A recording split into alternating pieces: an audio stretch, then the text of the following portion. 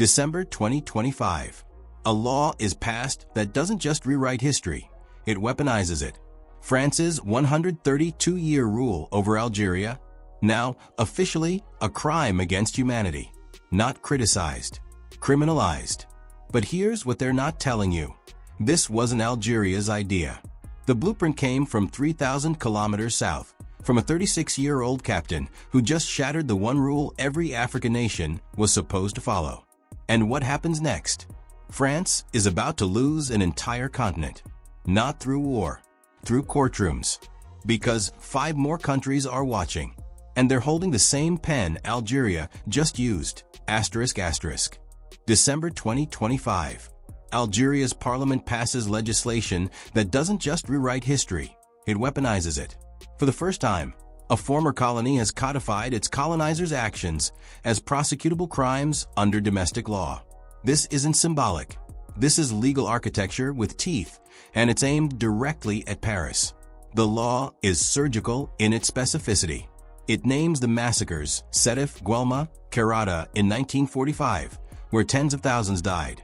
It catalogs the land seizures that displaced entire communities, the cultural erasure that banned the Arabic language, the extermination campaigns that reduced Algeria's population by nearly a third during conquest.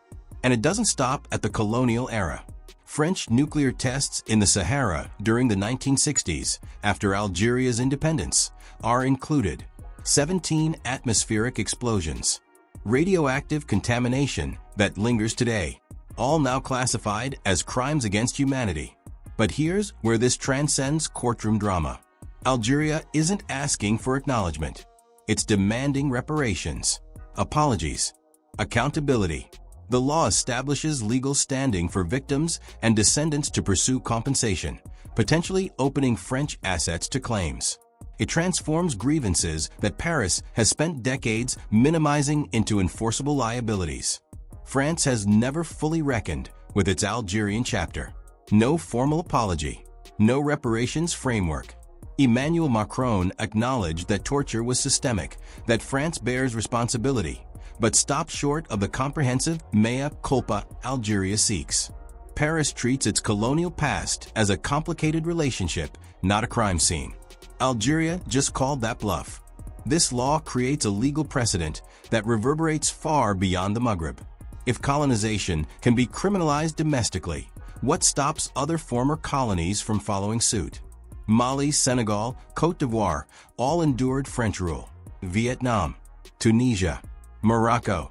The model is now public, and it doesn't require international consensus or UN resolutions.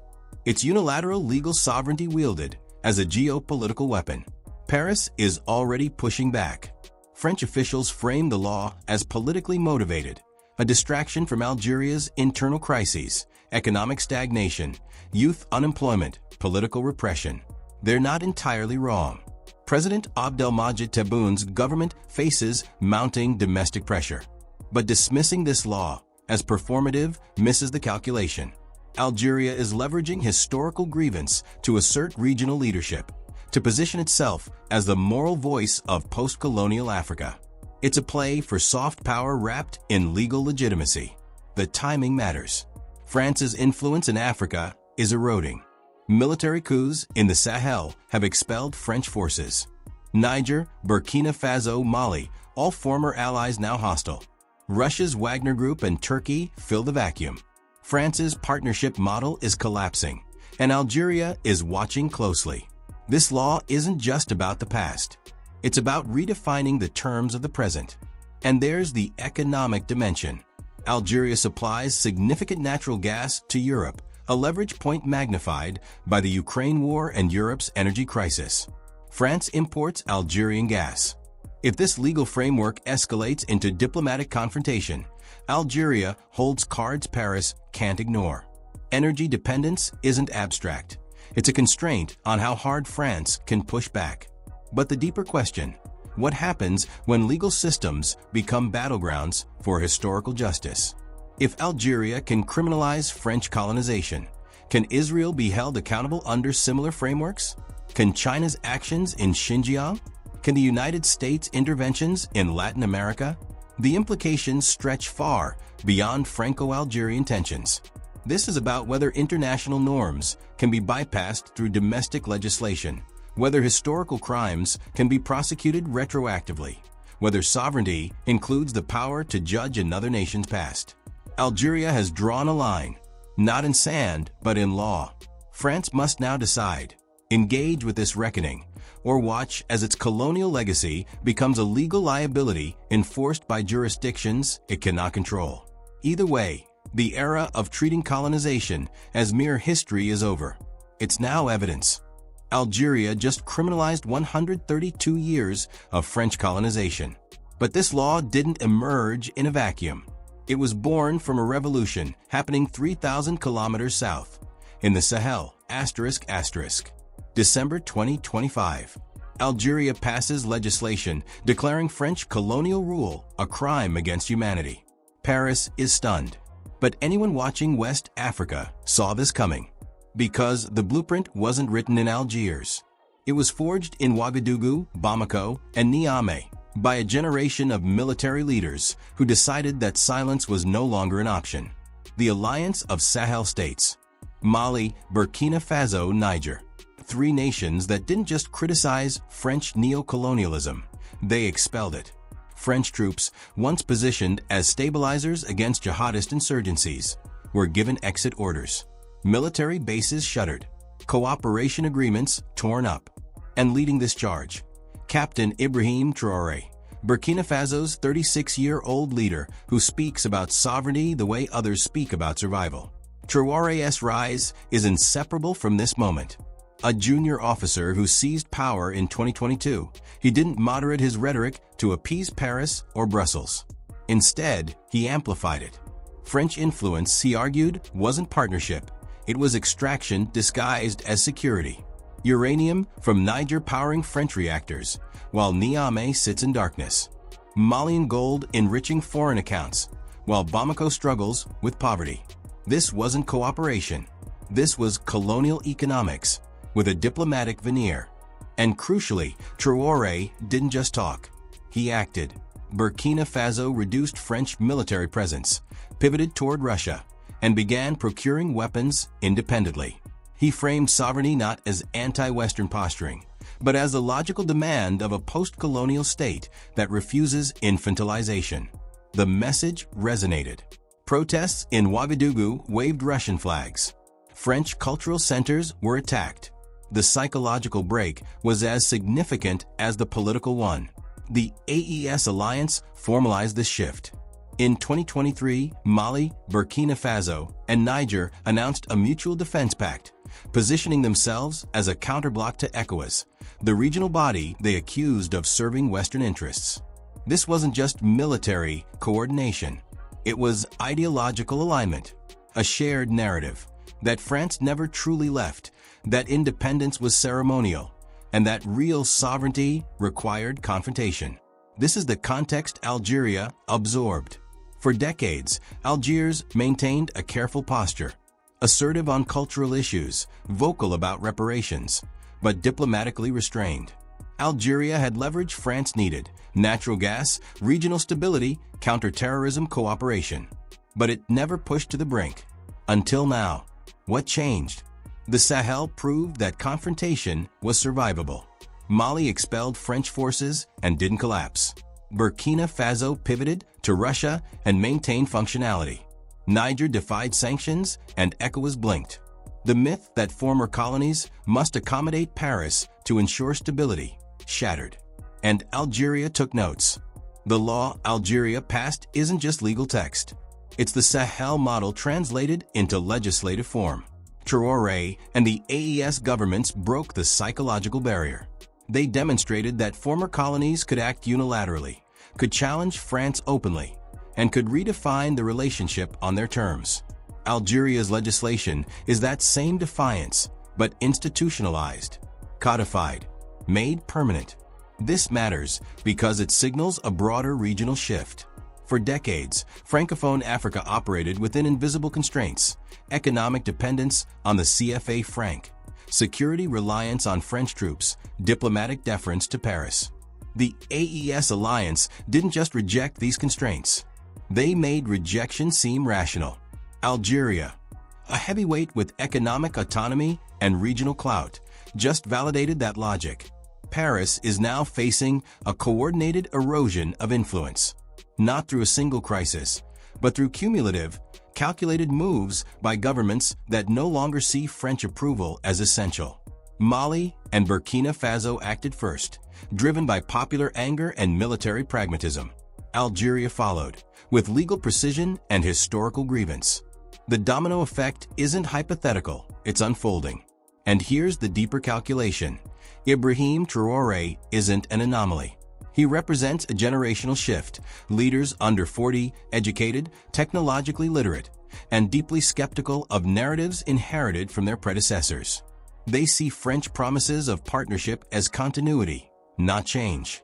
They view sovereignty as non-negotiable, not aspirational. Algeria's law taps into that energy, even if its leadership is older and more institutionalized.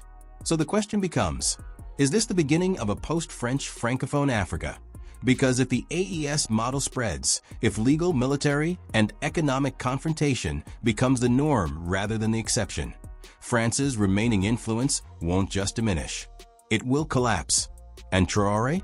He just became the most influential figure Paris never wanted. Algeria just made it illegal to glorify French colonization. Not discouraged, not frowned upon, illegal. And with that, one of history's most persistent myths, the so-called civilizing mission, just became a prosecutable lie. Asterisk, asterisk. December 2025. Algeria's new law doesn't just criminalize colonial violence. It criminalizes the narrative that justified it. For over a century, French officials, historians, and textbooks framed Algeria's colonization as development, as modernization, as enlightenment brought to a backward land. Schools, roads, railways, cast as gifts rather than infrastructure built to extract resources and suppress resistance. Algeria's legislation doesn't debate this framing. It outlaws it. This is where the law becomes more than symbolism. Glorifying or denying colonial crimes is now punishable under Algerian law. That means public statements, academic work, media content, anything that romanticizes French rule or downplays its violence can be prosecuted. It's a direct assault on the historical narrative France has spent generations constructing. The narrative that allows Paris to avoid full accountability by framing colonization as complex rather than criminal. But Algeria didn't invent this approach. It's borrowing from a playbook already in motion across the Sahel. Mali, Burkina Faso, Niger, the AES alliance, has spent the past 3 years systematically dismantling French narratives in real time. Not through legislation, but through exposure. They've publicized exploitative mining contracts. They've highlighted how French counterterrorism operations failed to stop jihadist expansion while protecting foreign resource interests. They've questioned why uranium from Niger powers French nuclear plants, while Niamey suffers energy shortages. The AES didn't need courts. They used press conferences, social media, and state television to reframe the relationship. And it worked. Public opinion shifted. Protests in Bamako and Ouagadougou didn't just demand French withdrawal. They rejected the entire premise that France's presence was benevolent. The psychological shift was profound. A generation raised on post-independence narratives of partnership began asking why partnership always seemed to benefit one side. Why France maintained military bases on their soil. Why their economies remained structurally dependent on French systems. The CFA franc, trade agreements, diplomatic protocols inherited from colonial administration. Algeria's law takes that momentum and institutionalizes it. What the AES achieved through rhetoric and political pressure, Algeria is now embedding into legal code. It's a recognition that narrative control is power, and that dismantling colonial myths requires more than debate, it requires enforcement. Consider what this law actually targets. French officials still refer to their colonial period with careful language, complex, nuanced, a relationship with positive and negative aspects. Textbooks in France remain contested ground. with debates over how much emphasis to place on colonial violence versus infrastructure development. Algerian immigrants in France, historians, public intellectuals, all operate within a discourse where acknowledging crimes is acceptable, but framing the entire system as criminal remains controversial. Algeria just removed that ambiguity. There is no complexity under this law. Colonization was a crime. Denying that is now illegal. Glorifying it is prosecutable. The entire framework France uses to soften its historical responsibility neutralized. This is where the stakes become clear. If narrative control can be legislated, if former colonies can unilaterally decide what constitutes historical truth and enforce penalties for deviation, the geopolitical implications extend far beyond Franco-Algerian relations. Other nations are watching. Senegal, Côte d'Ivoire, Cameroon, all former French colonies with unresolved grievances. If Algeria's model proves effective, if it generates international attention or pressures France into concessions, replication becomes likely. And France has limited recourse. It can protest, call the law politically motivated, frame it as authoritarian overreach, but it cannot compel Algeria to rescind it. Sovereignty cuts both ways. If Algeria can legislate its own historical narrative, Paris has no legal mechanism to intervene. Diplomatic pressure, economic leverage, those remain.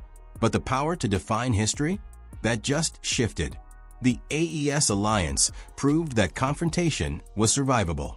Algeria is proving it can be institutionalized. Together, they're rewriting the rules of post-colonial engagement, moving from accommodation to assertion, from grievance to enforcement. So what happens when former colonies stop asking for acknowledgement and start legislating accountability?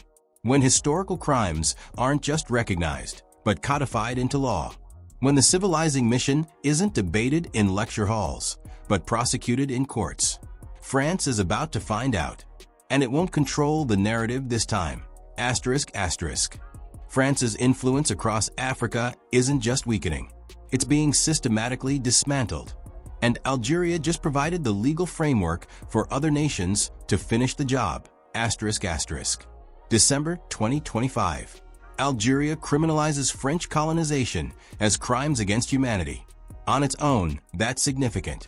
But combined with the resistance already unfolding across the Sahel, led by Captain Ibrahim Traoré and the AES alliance, this law becomes something far more consequential. It's a template, a reproducible model, and it arrives at the exact moment when France's political, military, and narrative control over its former colonies is collapsing. Look at the trajectory. 3 years ago, French troops were stationed across the Sahel under the banner of counterterrorism. Cooperation agreements tied economies to Paris. The CFA franc, controlled by the French Treasury, anchored monetary policy for 14 African nations. French companies extracted uranium, gold, oil, resources that powered European infrastructure, while the countries of origin struggled with poverty and instability. This wasn't neo-colonialism as accusation. It was neo-colonialism as observable fact. Then the expulsions began. Mali in 2022, Burkina Faso in 2023, Niger in 2023. French forces ordered out. Military bases closed. Cooperation agreements suspended. And critically, these governments didn't collapse under the weight of French withdrawal. They pivoted toward Russia, toward Turkey, toward self-reliance. The narrative that African stability required French presence? Demolished. Traoré's leadership in Burkina Faso accelerated this shift. He didn't just expel French troops.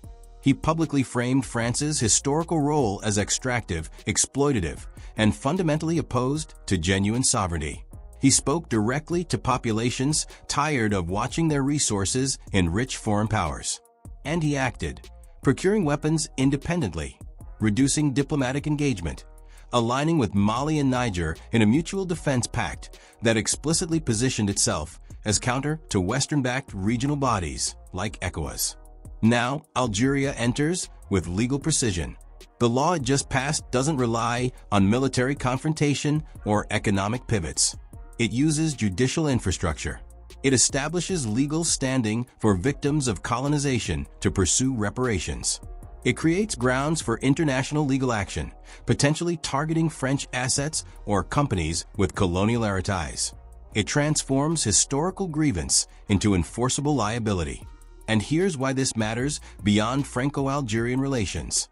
Other nations can copy this law verbatim.